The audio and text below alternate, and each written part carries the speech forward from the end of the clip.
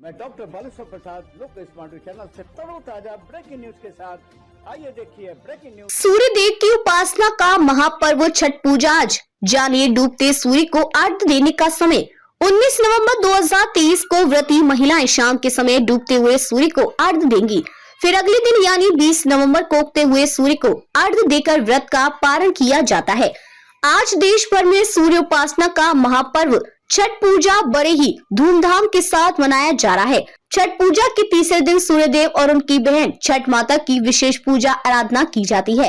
वैदिक पाचांग के अनुसार हर साल कार्तिक माह के शुक्ल पक्ष की अष्टमी तिथि को छठ महापर्व मनाया जाता है। छठ पूजा नहाय खाए के साथ शुरू होती है।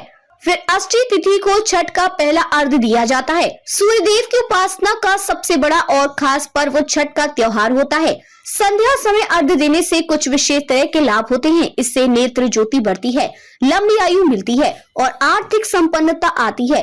4 दिनों तक चलने वाले छठ पूजा पर्व में भगवान सूर्यदेव की पूजा के साथ छठी मैया की पूजा की जाती है।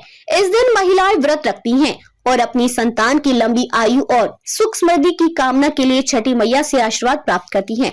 छठ पर्व के तीसरे दिन व्रती महिलाएं शाम के समय डूबते हुए सूर्यदेव को अर्घ्य देती हैं।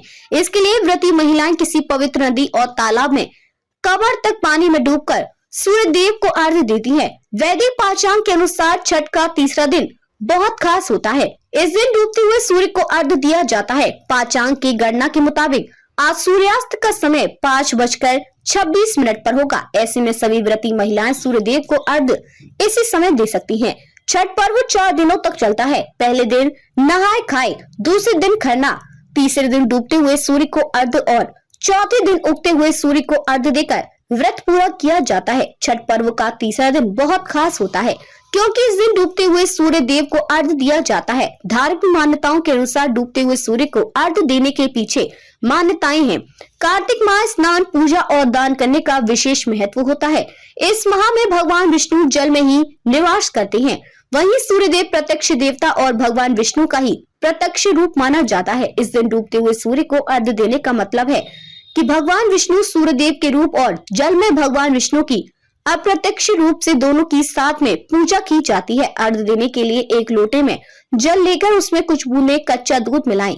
इसी पात्र में लाल चंदन, चावल, लाल फूल और कुछ डालकर प्रसन्न मन से सूर्य की ओर मुख करके कलश को छाती के बीचों बीच लाकर सूर्य मंत्र का जप करते हुए जल की धारा धीरे धीरे प्रभावित कर भगवान सूर्य को अर्घ्य देकर पुष्पांजलि अर्पित करना चाहिए।